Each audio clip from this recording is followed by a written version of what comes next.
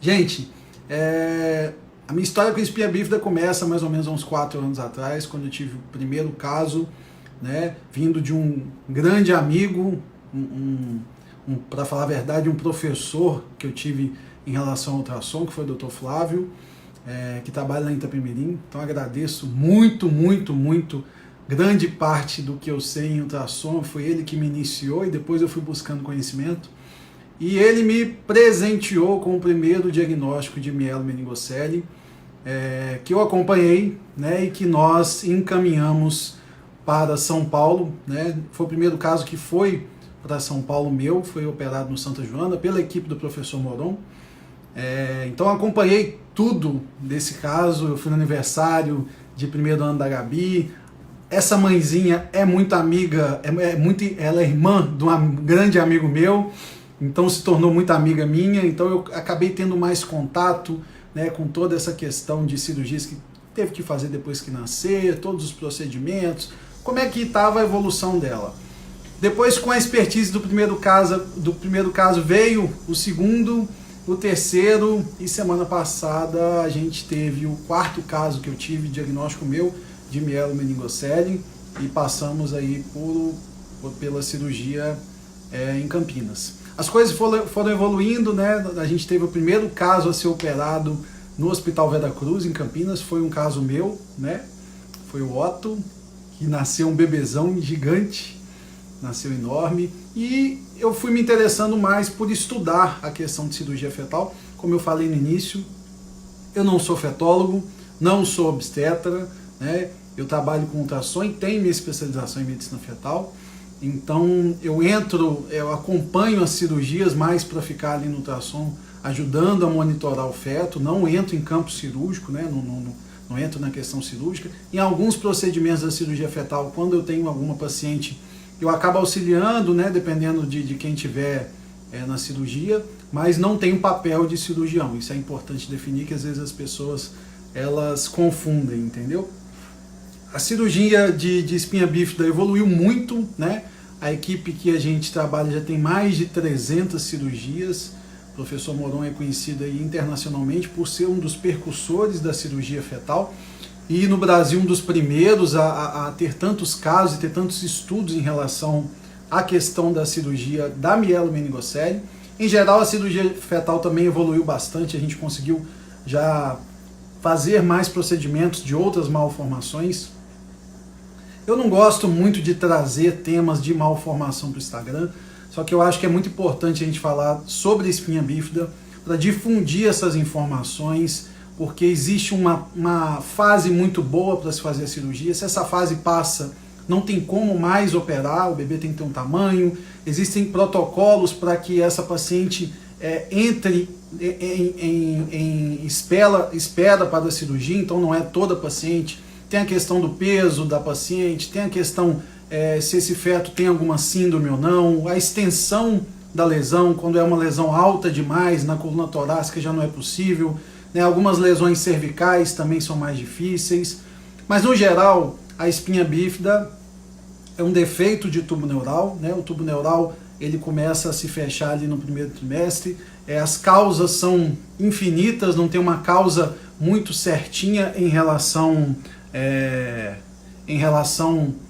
à definição de causa mesmo.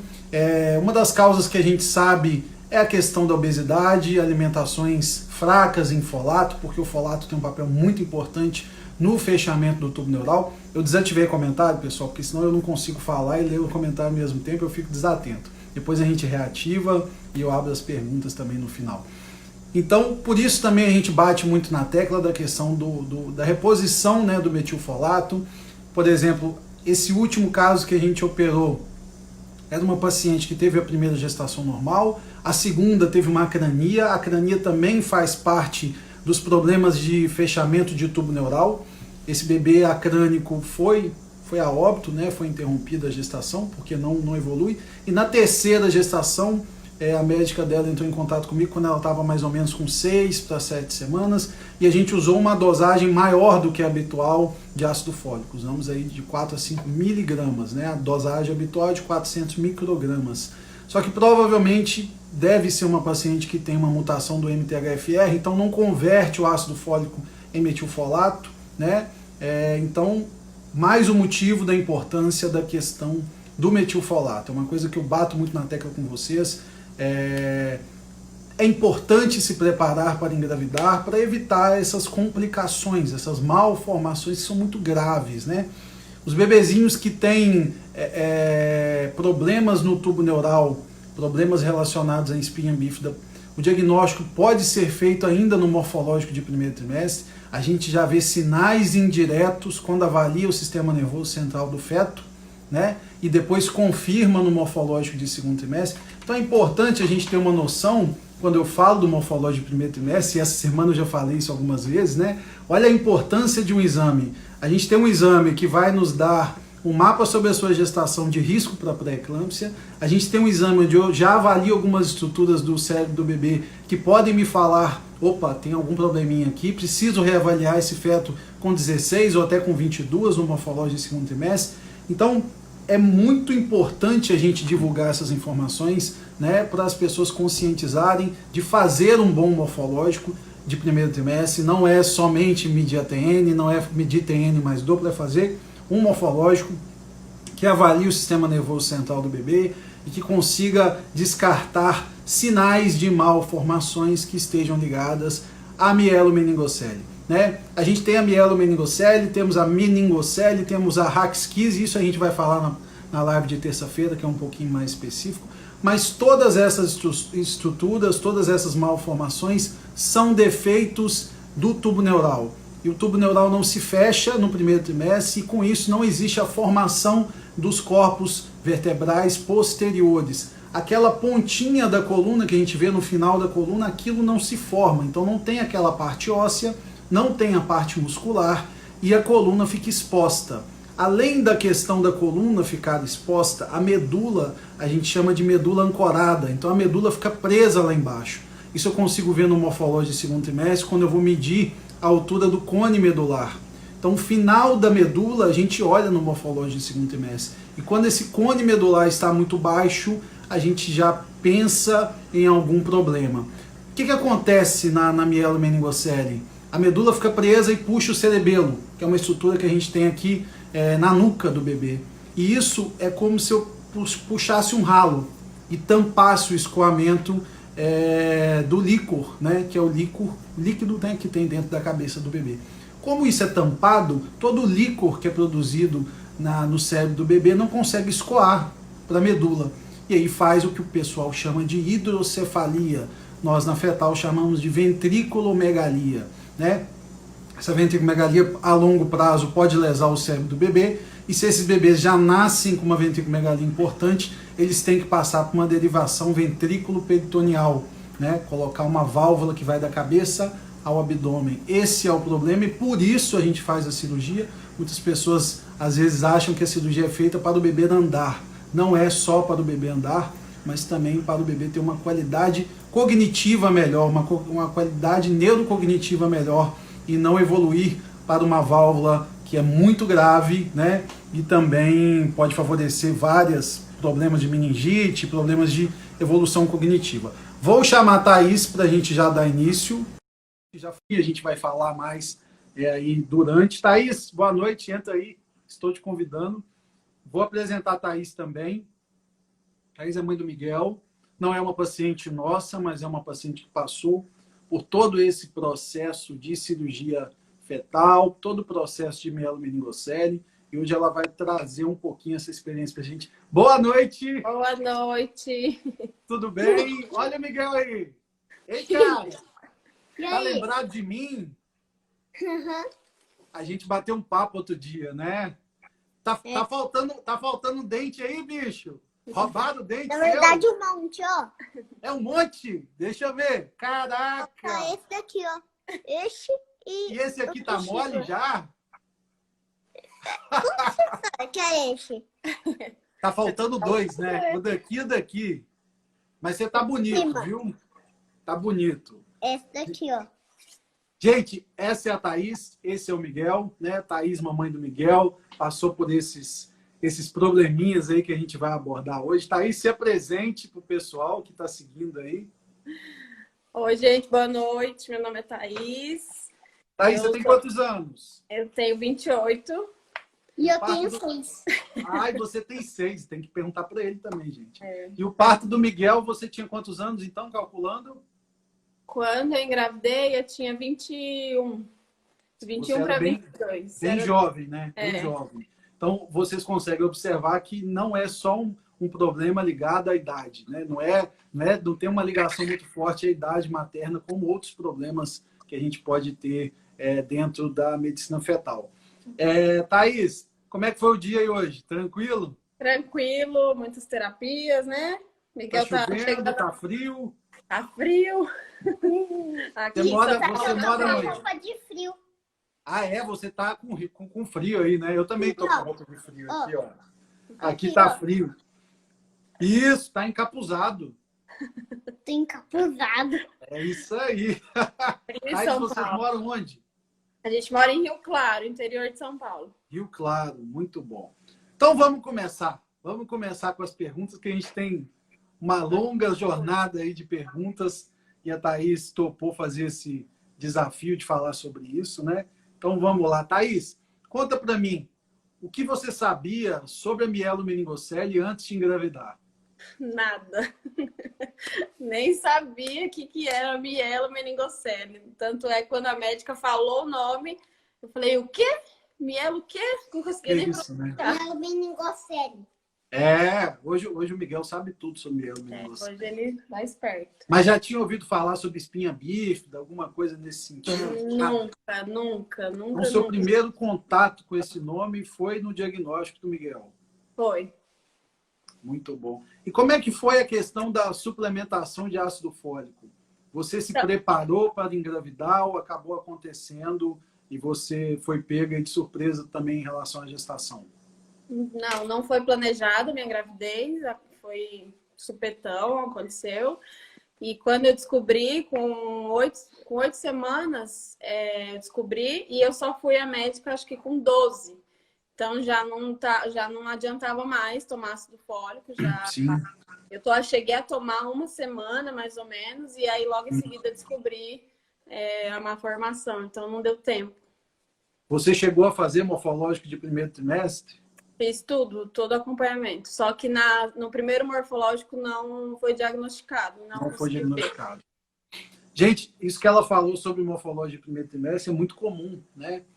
Não é uma malformação fácil de diagnóstico, né? Muitos casos a gente realmente não consegue ver e não é obrigação ter feito o diagnóstico no morfológico de primeiro trimestre, mas é importante ficar de olho, porque é um detalhe muito pequeno e realmente assim com a evolução das máquinas tem ficado mais fácil, mas antigamente com algumas máquinas não era possível, né, avaliar o que é necessário para já desconfiar que aquele feto pode apresentar uma mielomeningocele para frente. Thaís, fala para mim, como é que foi dada a notícia, assim, como você recebeu no primeiro momento? Como é que o médico chegou para você e falou? E como é que foi a sua reação? Bom, foi a pior forma possível de ser dita para uma mãe de primeira viagem. Sim. Foi bem grosseiro, foi uma médica. Ela falou que meu filho tinha um problema e que se ele sobrevivesse, se ele chegasse ao nascimento, que ele iria vegetar o resto da vida. Então, foi bem cruel comigo, bem fria. Falou para eu voltar no outro dia para repetir o ultrassom, para confirmar o diagnóstico. E no outro dia foi com a mesma crueldade do dia anterior. É isso mesmo. E, gente, isso é uma realidade que a gente vê no país, é uma coisa que eu tenho batido muito na tecla, né? Eu trabalho com alguns fetos mal formados, né? E às vezes o primeiro momento, né, que a gente avisa para o casal, antes de avisar para o casal, eu já aviso para a Franciele. Falo, Franciele, vai lá na recepção, fala para a próxima paciente que a gente vai atrasar. E eu atraso mesmo. Eu não estou nem aí. Realmente não é falta de respeito com o próximo casal que está aguardando, mas naquele momento eu preciso estar com o casal para dar a notícia. Não é simplesmente escrever no laudo e falar, vai conversar com o seu obstetra. Você fez o diagnóstico como ultrassonografista, você tem que informar essa mãe e você, se puder, se tiver contato, tem que conduzir esse caso. Ligar para o obstetra, trocar uma ideia. A gente não decreta uma falência desse feto assim. A gente não fala para um pai, para uma mãe, olha, não tem chance. Né? Lógico, existem fetos que realmente não têm chance. Feto sem crânio, feto sem cérebro. Realmente, o prognóstico é muito complicado. Mas mesmo assim, eu ainda dou a opção da paciente acompanhar, mesmo que ela não queira interromper, acompanhar essa gestação comigo até o fim e pelo menos ela ter oportunidade de se sentir grávida até o fim da gestação. Então, uma coisa que é complicada, né? Essa questão de chamar a paciente para voltar no outro dia, beleza, eu acho legal, já aconteceu comigo, às vezes o bebê está numa posição ruim, eu preciso fazer o diagnóstico, mas é necessário ser humano, né? Quando você precisa dar uma notícia dessa para um casal, para uma mãe, né? Às vezes ninguém está preparado para receber no colo que o sonho da sua vida, que é aquele bebê naquele momento, tem um defeito, né? Vem com defeito, é defeituoso, e agora? Né? Não, doutor, não é isso. Eu quero saber o que está acontecendo. Por quê, né? Porque a primeira reação é aquela reação de o que eu fiz, né? Eu mereço isso realmente? Isso é uma maldição na minha vida? Eu pequei, Deus está me castigando? Isso acho que é o sentimento que todas as mães têm quando não tem esse primeiro impacto do médico. Então, por isso que eu adoro esse primeiro momento, porque a gente tem que dar o colo mesmo. Quantas vezes eu acabei o exame e a paciente falou assim, não fala nada comigo, só me abraça. Né? Então, é o que tem para fazer, né? A gente tem que estar ali, né? Não adianta. E aí depois, já teve paciente que desmaiou quando eu dei o diagnóstico de mielomeningocele, né? Ela levantou e caiu. Eu falei, opa, fica deitada, vamos conversar. Essa paciente, eu tinha mais 3 pacientes na frente, a gente cancelou os outros pacientes. Falei, não, a gente vai ficar aqui até a hora que você melhorar. Isso pode acontecer, né? Por isso, até um dos motivos que eu tenho destinado a minha agenda cada vez mais longa, né? Com mais tempo para os pacientes e correndo de plano de saúde, porque ninguém consegue fazer isso via plano de saúde, né? Vamos lá. Em relação à equipe de cirurgia fetal, como é que foi esse acesso, né? Você teve dificuldade a chegar numa equipe de cirurgia fetal, né? E como é que foi a recepção? Eu sei que você passou por 2 equipes de cirurgia fetal e eu quero que você me descreva aí, não precisa citar nomes, mas a gente sabe com quem você operou, foi com o professor Moron, mas me descreve essa experiência, como é que você foi referenciada a uma equipe de cirurgia fetal e como é que foi a recepção? Então, a minha obstetra, que não foi a mesma pessoa que fez o ultrassom, né, que diagnosticou, ela conhecia um médico, na época eu morava em Brasília, e ela conhecia um médico lá que tinha contato com o Dr. Moron, e aí ela me explicou, ó, existe hoje uma cirurgia fetal, ainda são poucos os casos, mas eu acho que seria bom se você entrasse em contato, se você pudesse ir até lá, e talvez seria uma chance de seu filho ter uma oportunidade de, né, não ter tantas sequelas, tantas consequências da mielo. E aí eu fui até esse médico em Brasília, ele fez mais um diagnóstico, dessa vez mais calmo, foi melhor, foi bem mais humano, e ele ligou para o Dr. Moron e me encaminhou para lá. E aí eu já marquei e já comprei passagem, já fui direto para São Paulo para entrar em contato com ele lá. Como é que foi com o professor Moron? Nossa, o Dr. Moron é um anjo, gente, um anjo. Não existe médico igual aquele. Parece um pai, assim, na hora que você entra, ele te abraça, ele brinca. Parece um pai mesmo, sabe? Te chama de filha, toma café com ele, tipo, fica um tempão na sala com você, te dando super atenção. Ele realmente é um anjo que as pessoas falam, né? Muito bom. Ele é assim mesmo. E com a gente também é assim. Ele dá muita atenção. E também, se precisar, puxa a orelha. Ele é um paizão mesmo. Quais foram os primeiros medos aí que você teve quando o professor Moron falou, Thaís, a gente vai fazer uma cirurgia no seu feto dentro da sua barriga? Né? Primeiro momento que é aquela coisa, tem gente que eu falo, que a gente participa disso, fala assim, eu só vi isso no Grey's Anatomy. Né? É verdade. Isso existe, né? Isso existe, acho que passou no episódio Grey's Anatomy que era possível fazer uma cirurgia no feto. Né? Você acreditou que fosse verdade? Falei, não, esse povo tá doido. O professor Moron pirou. Tem como operar realmente o bebê dentro da barriga? É assustador, né? Quando eles falam assim, a gente não tem nem dimensão de como assim vão abrir minha barriga, vão operar o meu bebê, vão colocá-la de volta de novo e vai continuar a gravidez. E como que vai ser cicatriz, como que vai ser dor? É uma loucura, né? Porque assim, é como se você estivesse pegando um trem andando, você vai lá, mexe, fecha tudo, põe de volta e reza para dar certo, né? Mas não é dessa forma, porque a gente sabe que tem muito estudo. Gente, a cirurgia intrauterina, pelo menos a técnica que o professor Moron faz no Brasil, chama esterotomia ou cirurgia a céu aberto. É uma técnica onde se faz uma cicatriz ampliada da cesárea, né? Uma incisão ampliada da cesárea, e o útero ele é luxado, né? Você tira o útero para fora, né? Tem até umas fotos que eu tirei na última cirurgia, e através do útero fora da barriga, praticamente, você faz outra incisão, mobiliza o feto e ali acha o local da lesão da coluna do feto, e a partir desse momento que o obstetra deixa tudo prontinho, o neurocirurgião, doutor Sérgio Cavaleiro, né, entra com o auxiliar e vai abordar e tentar corrigir. A técnica consiste mais ou menos em desancorar essa medula que está presa ali, né, para esse cerebelo voltar ao normal e também fechar essa lesão, porque o líquido amniótico tem uma ação corrosiva na medula, não na pele, mas na medula sim, porque não tem a proteção da pele. Teve muito medo? Muito. Nossa, eu tremi até o último segundo, até me darem o remédio para eu dormir. Não conseguia dormir de madrugada, foi até o... Depois que passou esse procedimento, uma coisa que você fala, pode falar pra gente. A cirurgia cura? Resolve tudo? Não, que era o que a gente, quer dizer, era o que eu pensava, né? Falei, nossa, eu vou fazer a maioria das mães, né? Meu filho vai ser normal, né? Vai tá tudo certo. Só que não, né?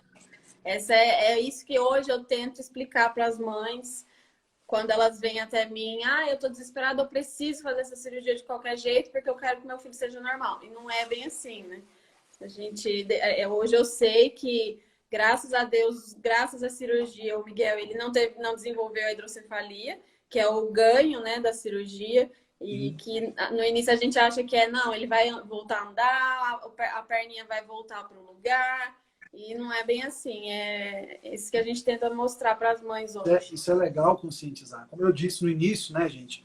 A cirurgia é feita para mobilizar o cerebelo ao seu local normal e assim diminuir a ventriculomegalia e esses bebês terem um desenvolvimento neurocognitivo normal, né? Geralmente, os bebês que não operam acabam evoluindo com uma hidrocefalia importante, com problemas cognitivos, mas a questão motora, ela não é possível resolver 100%. Né? A maioria dos bebês que são operados tem alguns problemas urinários. Miguel deve ter tido alguma questão nisso também, né, Thaís?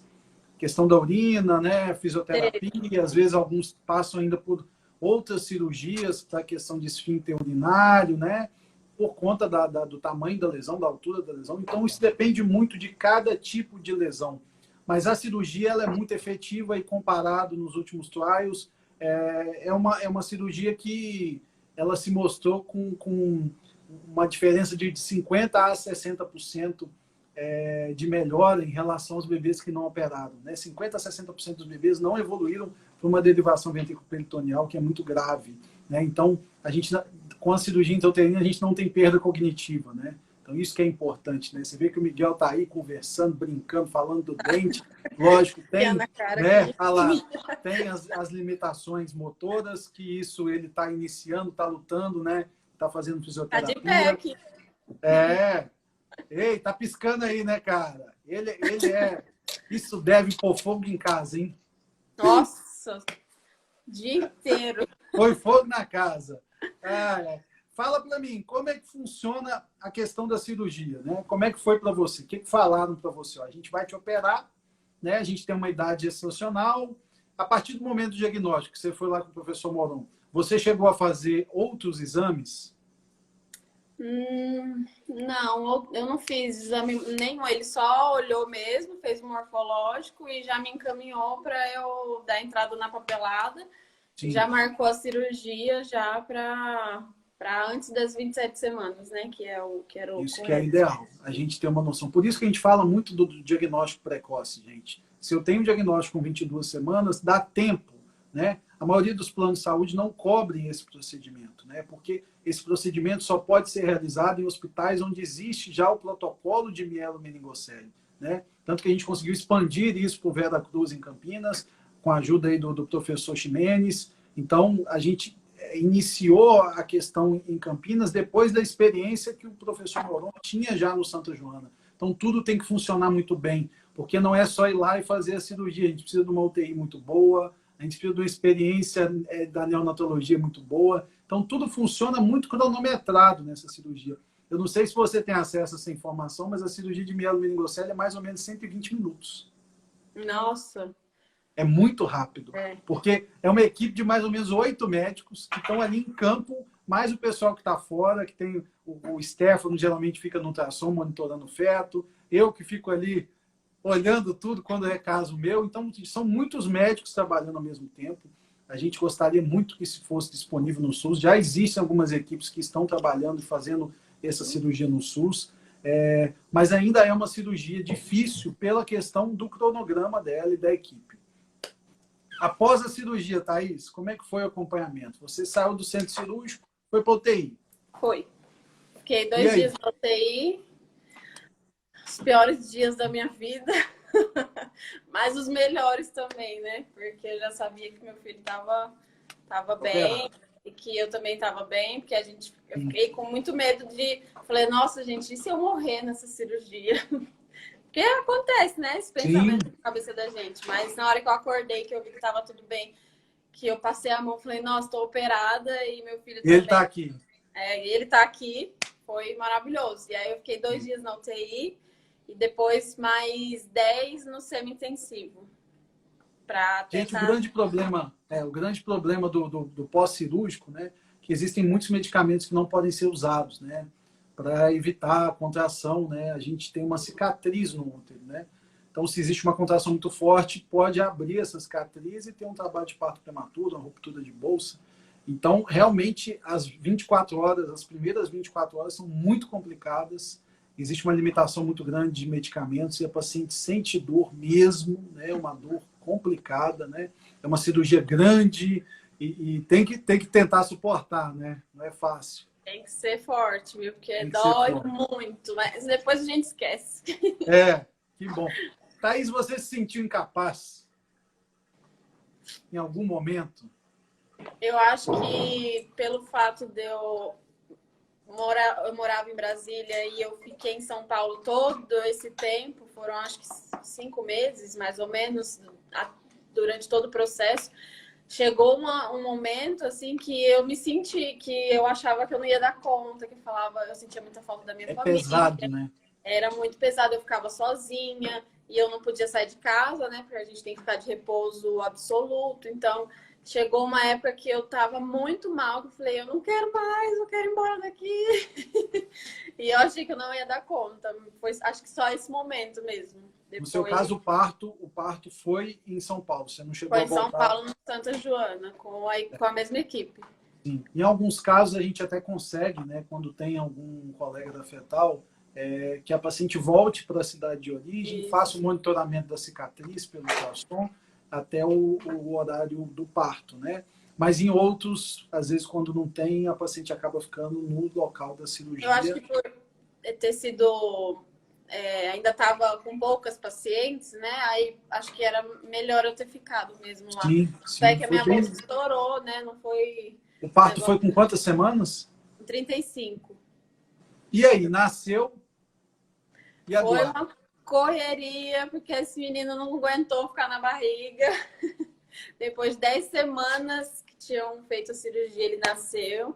E ficou 11 dias na UTI, mas deu tudo certo no parto, foi tudo bem. É um dos riscos, né? Uma das complicações da cirurgia, o parto prematuro, né? A ruptura Ele só de podia ter bolsa, ficado até as 37, o doutor Moron tinha me falado, né? Então, assim, mas a maioria aguentei acaba segurar nascendo, bastante, né? a maioria acaba nascendo entre 35, 36, né? A maioria dos casos acaba nascendo nessa época.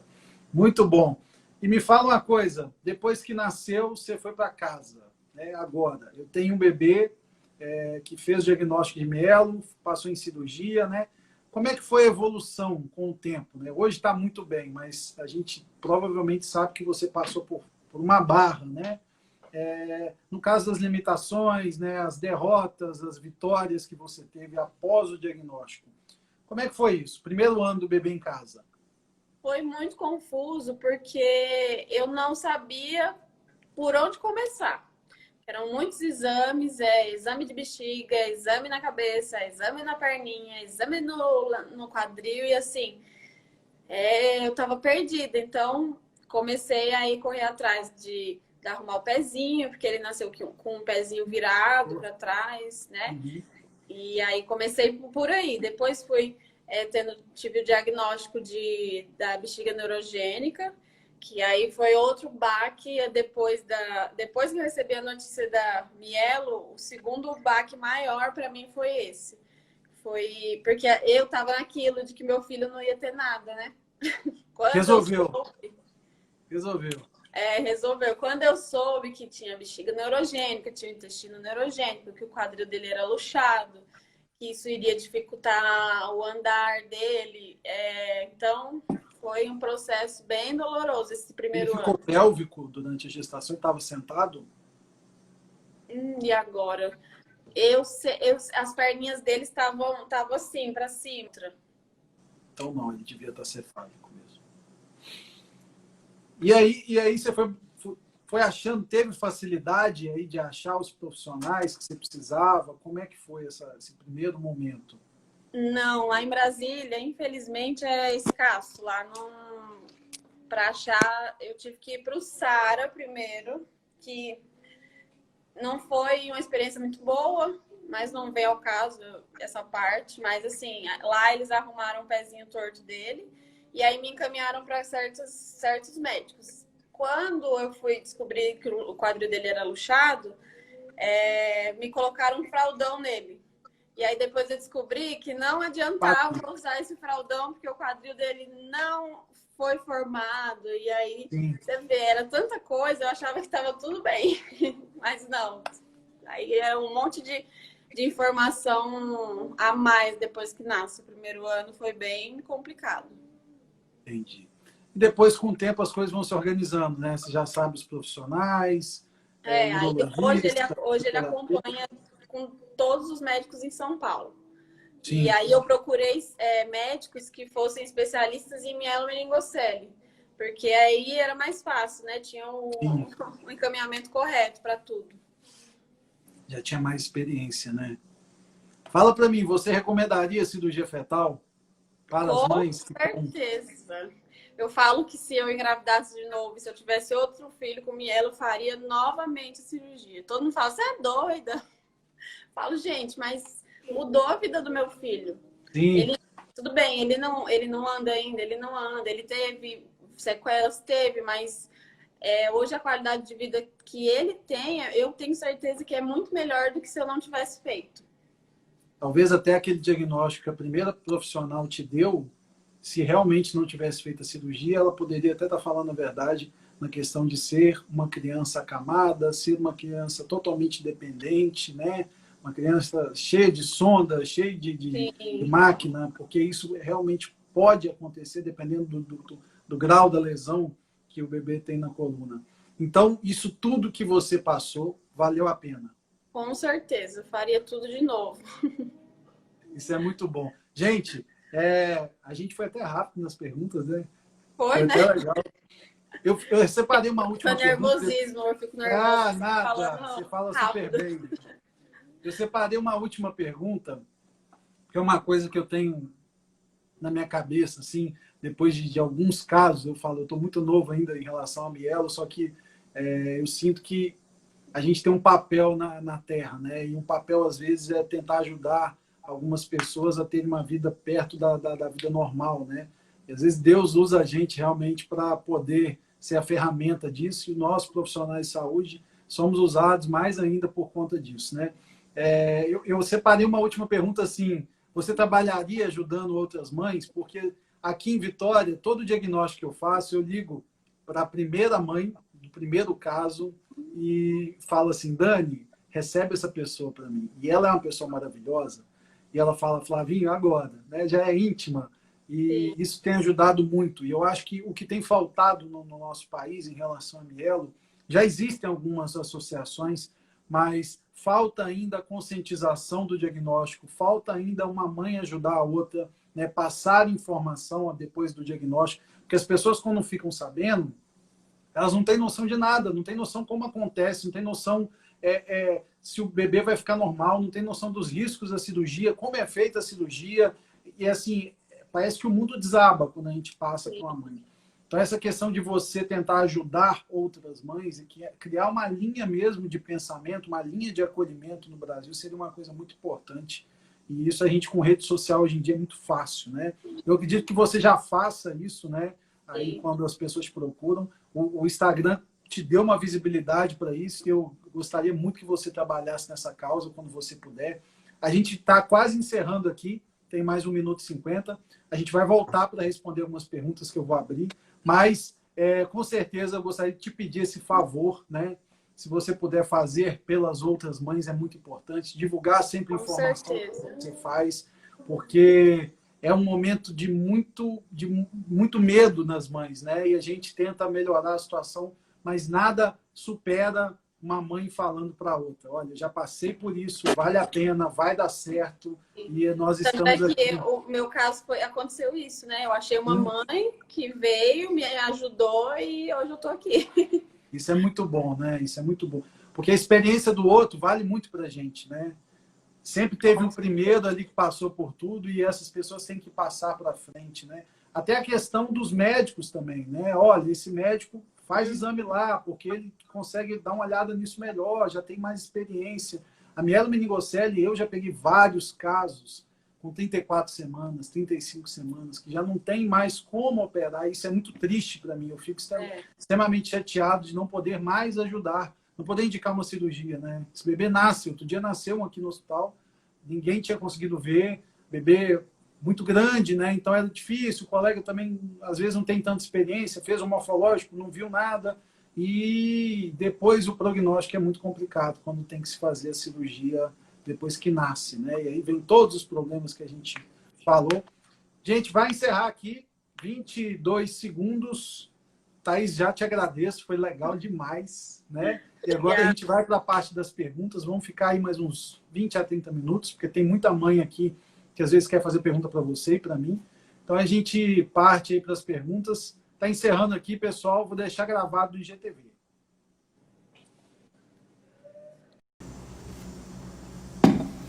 Vamos esperar a Thaís voltar, os comentários estão ativados, mas vou pedir para vocês fazerem as perguntas aqui embaixo, tá? Em vez de mandar nos comentários. Tá bom, pessoal? Evitar de fazer as perguntas aí, ó. Nos comentários, fazer aqui nas perguntas mesmo, aqui onde está a interrogação, que aí eu consigo mostrar para todo mundo. Vamos ficar aqui uns 20 minutos. Adorei nosso papo, foi muito legal.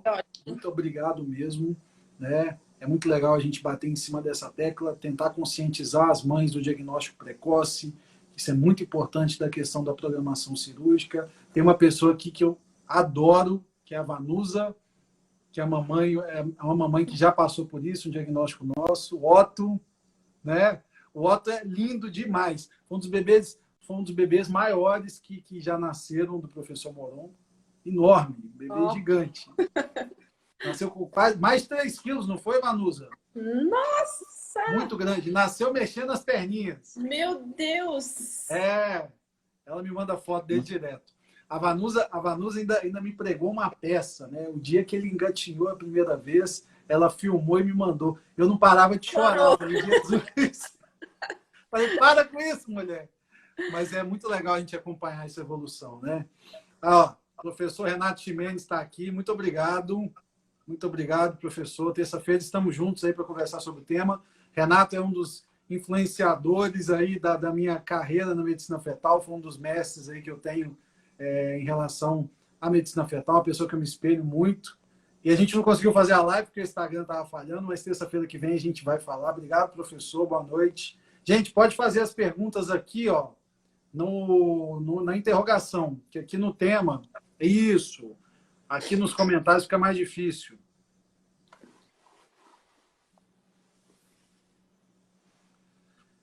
Oi, eu tenho mielo. Deve ser as chances, né? Ter outro filho. Então, geralmente a mielo não tem um fator genético associado, né? Ela pode ser uma malformação daquele feto. Quando a mielo é associada a algum fator genético, quando tem alguma síndrome, geralmente, nesses casos, a gente nem indica cirurgia, né? Porque são fetos que têm muitas malformações. Então, até falando para vocês, uma das limitações cirúrgicas é a questão do cariótipo, né? Os fetos que têm síndrome geralmente não são operados. A Dani está aqui também, que eu falei. Olha aí, Dani. Ei, Dani. A Dani é a nossa amuleto das mamães com mielo. É para ela que eu mando mensagem. Falei, Dani, me socorre, atende essa mãe aí. As mães vão lá na casa dela. Tem que trocar figurinha, eu e ela. É. Aí, essa é para você, Thaís. Quais foram as maiores dificuldades que você enfrentou?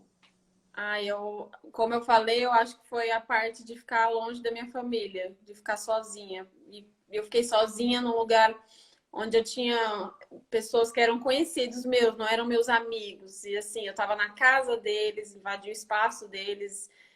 Eu me sentia mal de não estar com a minha mãe. Uma vez a minha mãe foi para lá para me ajudar. E no dia que ela chegou, ela teve um problema de rim, foi para o hospital, ficou internada uma semana em São Paulo. Então, tipo, ela foi para me ajudar e ela ficou internada. E, assim, acho que foi a pior parte, foi essa, de ficar sozinha, de enfrentar isso tudo sozinha. A gente tem vivido essa experiência em relação às mães, né? A rede de apoio é muito importante, né? Nesse ponto, eu até tinha conversado isso com o Dani outro dia, a gente se fala sempre no telefone, fim de semana eu estava indo ali e eu liguei para ela sobre isso. O marido, às vezes, num caso desse, ele assume o papel de coadjuvante, mas ele é muito importante também, né? Eu falo que a mãe que recebe o diagnóstico de mielomeningocele, ela é muito sozinha, né? Porque o marido tem que estar ali, mas ela tem que tirar a força de onde não tem, né? Ela tem que ser forte bastante para aguentar passar pela cirurgia, para saber realmente tudo que vai passar e estar forte, porque tem alguém ali dentro dela que depende muito dessa energia boa. Então, assim, se o marido está ao seu lado, pode te ajudar muito, né? Pode ajudar muito. Toda a família pode ajudar muito. Ó, todas as mamães que já passaram por mielo, que são pacientes minhas, estão aqui. Estão fazendo uma festa aqui. A Dani, Vanusa. Cadê a Dariane? Dariane também deve estar aí. Gente, então, assim, é mega importante que a família esteja junto, né? Às vezes você não consegue fazer o procedimento na mesma cidade sua de origem. Por exemplo, aqui em Vitória a gente ainda não consegue fazer. Tem que ir para São Paulo. Então, estar perto da sua esposa é muito importante e principalmente deixar ela numa condição emocional. Esteja ali do lado mesmo, né? Fortalecendo, porque não é fácil, né? Ela precisa estar forte acima de tudo. Vamos para ver se tem mais aqui. Pessoa que já fez intraútero pode fazer novamente a cirurgia ou parto? Eu acho que assim, já fez uma vez, pode fazer de novo, né? Se tiver outro mielo. Isso vai depender muito, né? Depende muito da questão do útero, né? Mas geralmente, sim. Essas pacientes que têm cirurgias uterinas muito grandes têm risco de ruptura, então tem que ter muito cuidado, né? Tem que ter muito cuidado. E depois de um diagnóstico de mielo, tem que fazer também uma questão de acompanhamento para a próxima gestação, né, gente? Descobrir a causa, né? Porque duas não deve ser fácil, não. Depois que Miguel já estava grande, eu fui no Dr. Moron várias vezes para ele verificar isso. Sim. Vamos lá. Tem um bebê com mielo, ele está com quase 2 anos e não teve nenhuma sequela, e não fez a cirurgia. Então, depende do tipo de lesão que ele tem, né? Às vezes ele pode ter algum defeito aberto e não ter uma medula ancorada. Isso depende muito, né? Se for uma lesão aberta, é muito difícil do bebê evoluir naturalmente com uma melhora e sem nenhum problema cognitivo. Mas existem lesões fechadas, né, onde o bebê não apresenta medula ancorada. Existem vários espectros de malformação de tubo neural e isso depende muito. Não tem como a gente falar assim sem ver. Deixa eu ver se tem mais aqui.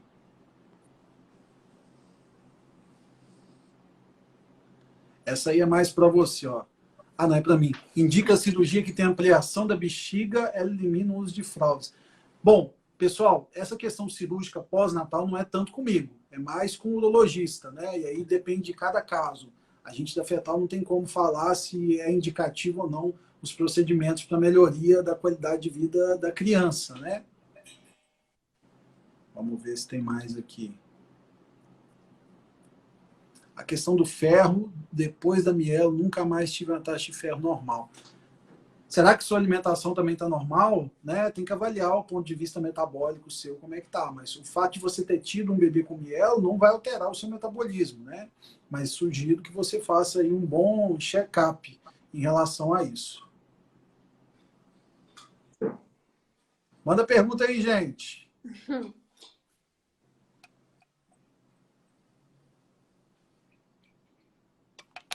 Estamos aqui aguardando. Vamos bater até as 9 horas.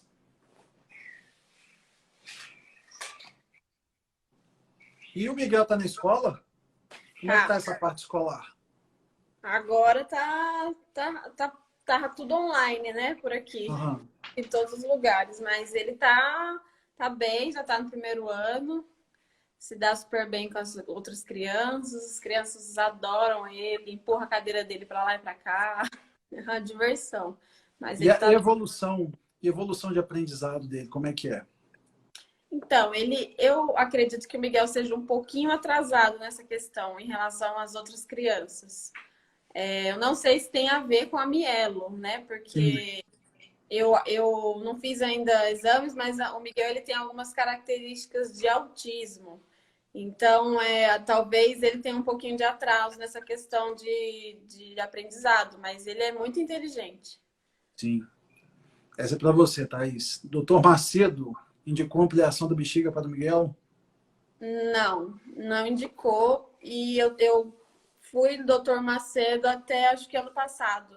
Hoje eu consulto com outro urologista, mas ele não indicou. Ele disse para mim que o Miguel era um dos casos mais graves que ele tinha de bexiga neurogênica, mas a gente não chegou a falar sobre essa ampliação de bexiga. Mas eu sei que tem muitas mães, muitas crianças que fazem que consegue tirar a fralda, né? Consegue parar de usar a fralda. O Miguel ele usa sonda, então não sei se tem a ver. O que pode acontecer com o feto se a mãe não estiver com taxa de ferro e ferritina normal? Assim como outros nutrientes, assim como qualquer coisa que esteja baixa no seu organismo, quando você vai engravidar, você tem chance de desenvolver um feto com alguma malformação. Por isso que a gente sempre fala da questão de se preparar para engravidar, do uso do metilfolato 3 meses antes de engravidar e não quando descobre a gestação, de manter uma alimentação rica em alimentos verdes, né? Isso é muito importante. Então, assim, não tem como a gente especificar tal problema está ligado somente a isso, mas a gente sabe que existe uma ligação do metilfolato com problemas ligados a fechamento de tubo neural. Vamos ver aqui mais. Essa é boa. Thaís, como você vai preparar ele para os preconceitos, pois passamos muito por isso? Então, gente, aqui em casa, para quem não sabe, eu tenho 2. Meu marido também é cadeirante e o Miguel também. E, assim, nós não passamos por preconceito, assim, diretamente, nunca passamos por isso. Mas eu tento tratar da forma mais leve possível. Eu explico para ele. Ele às vezes me pergunta certas coisas. Mãe, por que eu sou o menorzinho da turma? Por que, sabe, vem com uns questionamentos e eu tento tratar da melhor forma possível. Ó, você vai passar por certas coisas, mas você é lindo, você é forte, você consegue. Eu sempre tento falar para ele, muito isso, porque ele sempre tem na boca, eu não consigo, eu não consigo, eu não consigo. Então eu falo, não, você consegue sim, você consegue, você pode. Tá aí o meu marido de exemplo, que trabalha, que estuda, que é um excelente pai, um excelente marido, e tá na cadeira de rodas, então não significa nada. Então ele pode fazer o que ele quiser, e se alguém falar que não, ele vai lá e mostra que ele pode, entendeu? É Então tem que isso aí. tratar assim. Eu acho muito legal isso, porque assim, apesar de não ter diagnóstico de nenhuma malformação, eu sempre fui uma criança que teve muito problema motor, né? Até hoje eu tenho um pouco de dificuldade motora. Já nasci assim, né? Eu sempre fui muito encurtado, sempre tive dificuldade de fazer esporte, subir escada. Tanto que essa fase agora que a gente não está fazendo academia, até um dos motivos, todo mundo fala assim, o Flávio é viciado com academia, que vocês não sabem que por trás sempre tive dificuldade até de andar quando era criança, né? E isso é uma coisa que eu senti muito, né? Na infância, né? O fato de não ser igual os coleguinhas, não conseguir correr, não conseguir, sabe? E meus pais nunca me deixaram de apoiar nessa questão. Sempre me apoiaram, sempre buscaram profissionais, sempre falaram que eu era capaz. E hoje estou aqui, né? Olha aí, Hoje fazendo estou o aqui. quê? Então, assim, eu acho que a grande fragilidade das crianças, ela vem de casa, né? Ela não vem do problema que a criança tem. Ela vem de um pai e de uma mãe que falam para ela que ela tem um problema, né? Se você Exato. falar que ela é uma criança normal, que ela tem limitações, mas ela é normal, ela pode fazer o que ela quiser da vida, isso dá uma força para essa criança que é absurda, né? Sim. Então, não adianta nada a gente ficar falando em relação à limitação quando a gente tem um pai e mãe que fortalece e que deixa a gente achando que é super-homem, né? Todos nós temos problemas, né? Toda Sim. criança, às vezes, vai ser boa em uma coisa e em outra não, então não muda. Olá, eu sou de Angola. Olha que legal. Meu filho nasceu com espinha bífida, meningocele, ele já foi operado. Eu não entendi muito, porque você não deve ter conseguido completar, né, Rosa? Será que ele foi operado antes ou depois? Manda mais aí que a gente consegue avaliar. Essa é para você. Com relação à escola, com quantos anos Miguel foi para a escola? E no começo se você ficou insegura, né, com ele na escola? E ele tinha 4 anos, foi para a escola e, nossa, eu fiquei muito insegura, né, porque ele era muito pequenininho ainda e eu ficava com medo, né? Procurei uma escola que tivesse uma adaptação já no ambiente, que já tivesse rampa, que tivesse acesso, que ele não tivesse tanta dificuldade. Mas fiquei muito receosa, insegura, mas deu certo. Ele adorou, no início ele chorou muito, depois eu chorei, mas deu certo. Hoje ele adora ir para a escola. Meu filho é tão feliz com a miela e hidrocefalia que nem entendo certos comentários. Gente, infelizmente, né? A gente vive num mundo onde as pessoas gostam de colocar o dedo no defeito dos outros, né? Isso é uma coisa triste.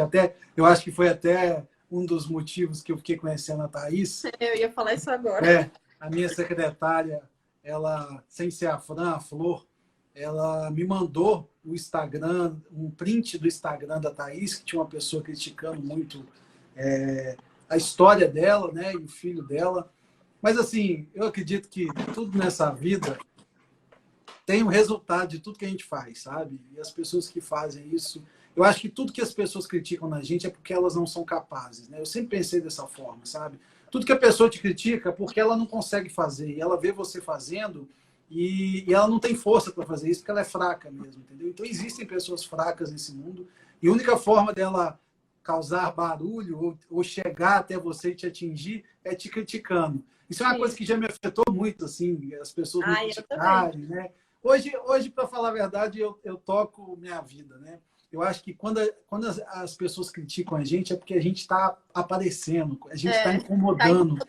E se a gente está incomodando e fazendo bem, a gente tem a sensação que o nosso incomodar ajuda os outros, então deixa para lá, né?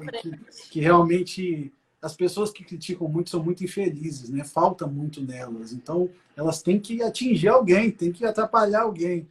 Mas é não deixar as coisas chegarem até a gente, né? Eu adoro crítica. Hoje em dia eu até gosto. Quando falam mal de mim, então eu acho beleza.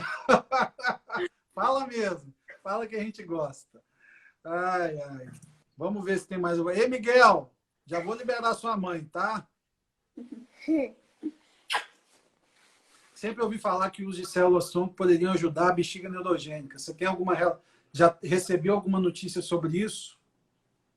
Eu tenho algumas mães que já fizeram, que fazem, e que tem melhora na questão da bexiga neurogênica, sim.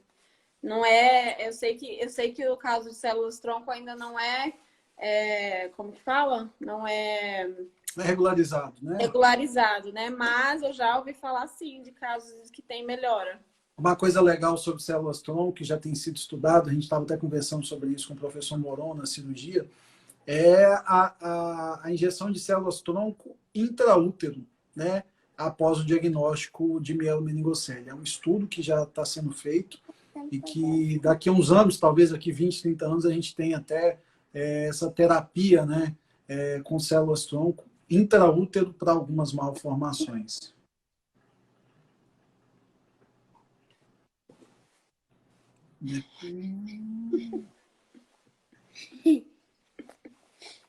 Depois de nascer, deve ser a Rosa, né? Depois de nascer, doutor, com 3 meses, ele teve que colocar um tubo na cabeça por conta da hidrocefalia. Então, gente, essa é a consequência dos bebês que não fazem a intraútero, né? É o que eu falei com vocês. Como o cerebelo, ele tampa o escoamento de líquor para a coluna, todo o líquor líquido, né, que é produzido no cérebro para a manutenção do cérebro, ele dilata os ventrículos, né? E como essa síndrome que chama Arnold-Chiari, que tem todas essas malformações associadas, vai evoluir com uma hidrocefalia, não tem como você deslocar esse cerebelo depois que o bebê já nasceu. Né? Existe até cirurgias da neurocirurgia para fazer isso, mas no primeiro momento que o bebê nasce e está com uma hidrocefalia, ele vai aumentar a pressão intracraniana e é necessário sim colocar um tubo que vai derivar esse líquor do abdômen do bebê. E aí começam as complicações, né? Esses bebês têm um risco de óbito, tem risco de infecção, tem risco desse tubo, né, desse dreno entupir, ter que trocar, passar por mais procedimentos. Então, o grande benefício da cirurgia intrauterina é a gente ver o Miguel aí sem nenhuma válvula de derivação, sim, com limitações motoras, com limitações em relação ao xixi, mas aí, ó, fazendo festa e com o seu nível de consciência muito bom. E bebês com hidrocefalia, às vezes, não conseguem ter um nível de consciência tão legal. Vamos ver se tem mais alguma coisinha. Já são 9 horas. Esse é para você, Thaís, aí para a gente fechar. Se eu fiz algum acompanhamento médico após o nascimento? Fiz e faço até hoje. Até hoje o Miguel tem que ter acompanhamento com neuro, com ortopedista, com nefro, com urologista, com gastro. Geralmente de 6 em 6 meses eu vou para São Paulo para ele ter esse acompanhamento e a gente não sabe até quando, mas tem que ter, né? Ele passa desde que ele nasceu até hoje. Passa o Dr. Sérgio. Com o Moron não mais, porque não é mais não é mais a parte dele. Só quando vem o irmão, né? É isso aí. É isso aí, Miguel. Você quer um irmão? Não. Ué? Não? Mudou de ideia? Mas você não quer um irmão? Não, ele tá perguntando se você quer, não se você tem. Se você quer um irmão. Quer um irmão? Eu quero, só que não dá. Por que não? Por que não dá? Porque tá demorando. Porque a mamãe tá enrolando, né? Sua mãe tá demorando, né? Tem que dar. Aí, tem que dar o irmão. Enrolando na cabeça. O que, Miguel? Não entendi. Fala. O que foi? Que eu tô doida? Vendo? Eu tô doida. Tá louco? Mas é assim. Ó, Miguel, presta atenção. Olá, ó. A maioria das mulheres são assim mesmo, tá? Preocupa não. Você tá novo ainda. Daqui a pouco você vai entender que a maioria é meio assim, né? A mãe da gente é a mais. Olha lá, Mais doida. a minha mãe aqui, ó. Hoje Hoje eu preguei uma peça para minha mãe, ela tá brava comigo, porque eu Nossa, fui sua mãe testar tá a aí, live. ó. Tá Sua mãe aqui, tá aí. aqui. Eu fui testar a live, né? E ela tava em casa, desarrumada, limpando a casa, não sei o quê. Falei, ô mãe, entra aí. E coloquei ela na live. Nossa, deve ter ficado brava. Ficou brava. Ficou brava. Gente, ó, 9 horas. A Thaís tem que cuidar aí do Miguel. Não dá para a gente ficar até tarde, igual a gente faz live com os outros colegas. Thaís, queria te agradecer imensamente a disponibilidade. Né? Eu acho que Deus faz as coisas muito certinho e realmente a forma como a gente ficou se conhecendo, uma forma mágica de uma coisa que você estava chateado e naquele momento, quando eu vi a situação, eu mandei mensagem para a Thaís, gente, falei assim, olha, eu não sei com quem você operou, mas o que você precisar em relação ao Miguel, eu estou à disposição e gostaria muito de fazer uma live para a gente passar a sua história de vida para outras mães, porque eu sei que tem muita mãe aqui que vai passar por isso ou está passando por isso. E queria te agradecer muito por isso, né? Toda essa disponibilidade. Miguel é um amor de pessoa. Ei, cara! Obrigado, viu, Miguel? A gente que Obrigado. agradece, né, filho? Queria Olha aqui, agradecer. ó. Que cara é essa? Careta? Não, é porque eu tô pensando. Ah, entendi. Peguei.